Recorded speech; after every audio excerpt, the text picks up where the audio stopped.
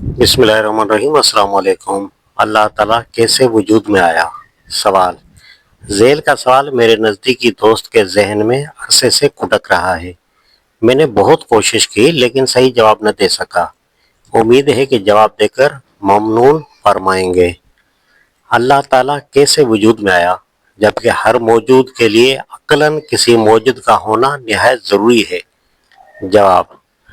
जिस तरह अक्ल ये चाहती है कि किसी वजूद के लिए एक वजूद हो, उसी तरह अक्ल ये भी चाहता है कि तमाम कायनात का मौजूद कोई ऐसा वजूद हो जो किसी मौजूद के बगैर आपसे आप मौजूद हो, वरना हर मौजूद के लिए एक मौजूद दरकार होगा और ये सिलसिला कहीं जाकर न रुकेगा। खुदा तो कहते ही उसको हैं जो सबका खालिक हो और खुद किसी का मखलूक न हो। अगर वो मखलूक हो तो खुदा न होगा, बल्कि जिसने उसको खलक किया हो वही खुदा होगा। अल्लाह ताला कहाँ से आया? सवाल। कुछ अरसा हुआ एक दोस्त के साथ मेरी बहस हुई।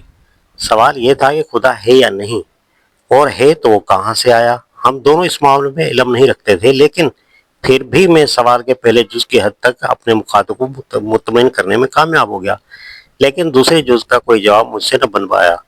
चुनाचे अब ये सवाल खुद मुझे परेशान कर रहा है। एक मौके पर मेरी नज़र से ये बात गुजरी है कि नबी सल्लल्लाहु अलैहि वसल्लम से भी ये सवाल किया गया था और आप सल्लल्लाहु अलैहि वसल्लम ने इसके जवाब में फरमाया था कि कुछ बातें इंसान के सोचने और समझने से बाहर होती हैं, और ये सवाल भी उन्हीं में शामिल था। मैं बहुत कोशिश करता हूँ कि हज़रत सल्लल्लाहु अलैहि वसल्लम के इस फरमोदा से इत्मीनान हासिल करूँ, लेकिन कामयाबी नहीं होती। बराए करम आप मेरी मदद फरमाएं। जवाब। आपके जहन को जिस सवाल ने परेशान कर रखा है उसका हल तो किसी तरह मुमकिन नहीं है। अलबत्ता आपकी परेशानी का हल ज़रूर मुमकिन है, और उसकी सूरत यह है कि आप इस किस्म के मसाइल पर सोचने की तकलीफ उठाने से पहले अपने इल्म की हदूद को अच्छी तरह समझ लें। जब आप ये जान लेंगे कि इंसान क्या कुछ जान सकता है और क्या कुछ नहीं जान सकता, तो फिर आप ख्वामखा ऐसे उमूर को जानने की कोशिश में नहीं पड़ेंगे जिनको जानना आपके बस में नहीं है।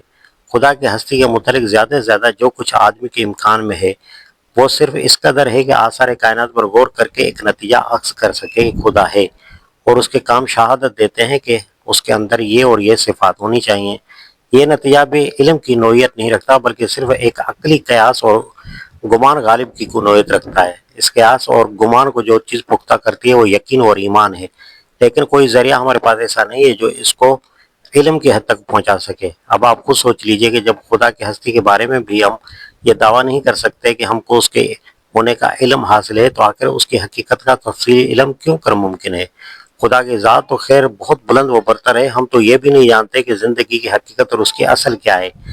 ये तवानाई जिसके मुतल्लिक़ हमारे साइंसदान कहते हैं कि उसी ने मादे की शक्ल अख्तियार की है और उससे ये कायनात वजूद में आई है, उसकी हकीकत हमें मालूम नहीं है, और न हम ये जानते हैं कि ये कहाँ से आए और किस तरह उसने मादे की गूनागून शक्लें अख्तियार की।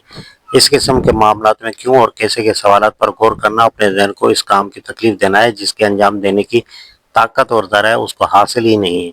इसलिए ये गौर व फिक्र न पहले कभी इंसान को किसी नतीजे पर पहुंचा सका है, न अब आपको पहुंचा सकता है। इसका हासिल बजज़ हैरानी के और कुछ नहीं। इसकी बजाय अपने जहन को इन सवालात पर मरकूज़ कीजिए कि जिनका आपकी ज़िंदगी से ताल्लुक़ है और जिनका हल मुमकिन है। ये सवाल तो बेशक हमारी ज़िंदगी से ताल्लुक़ रखता है, खुदा है या नहीं, और है तो उसकी सिफ़ात क्या हैं और उसके साथ हमारे ताल्लुक़ की नोयत क्या है। इस मामले में कोई ना कोई राय अख्तियार करना ज़रूरी है, क्योंकि बगैर इसके हम खुद अपनी ज़िंदगी राह मुतय्यन नहीं कर सकते, और इस मामले में एक राय कायम करने के लिए काफ़ी ज़राए भी हमें हासिल हैं। लेकिन ये सवाल कि खुदा कहाँ से आया ना हमारी ज़िंदगी के मसाइल से कोई ताल्लुक़ रखता है और ना उसके मुतल्लिक़ किसी नतीजे पर पहुँचने के ज़राए हमको हासिल हैं।